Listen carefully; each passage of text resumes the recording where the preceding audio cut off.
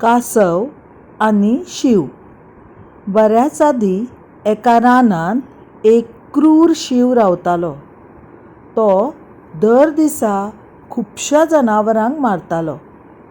एक दीस सगळीं जनावरां एकठांय आयलीं. सगळ्या जनावरांनी शिवाक विनवणी केली की तुमी खूब जनावरांक मारूंक फावना.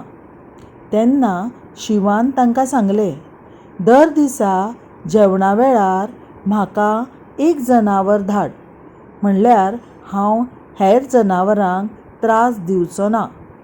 ज्या दिसा एकूय जनावर येवचें ना त्या दिसा हांव तुमकां सगळ्यांक मारून उडयतलो. अशी धमकी सगळ्या जनावरांक शिवान दिली. दर दिसा एक एक जनावर शिवाचे धोलींत वचपाक लागलें. एक दीस कासवाची पाळी आसली. तो शिवाचे धोलींत वता आसतना ताका रस्त्यार एक बांय दिसली. बांय पळोवन कासवाक एक कल्पना सुचली.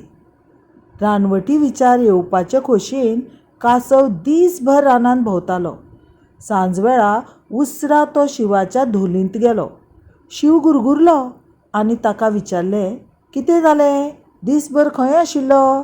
ताचेर कासवान खूब नम्रपणान म्हणलें, हांव वेळार येतालो, पूण रस्त्यार आनीक एक शीव मेळ्ळो आनी ताणें म्हाका आडायलो.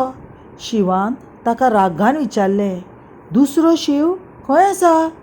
कासवान म्हणलें, यो हांव तुका दाखयतां. शिव कासवा फाटल्यान गेलो. दोगूय बांय म्हऱ्यांत गेले. कासवान म्हणलें, म्हजे स्वामी, तो पळय शीव धोलींत लिपून आसा.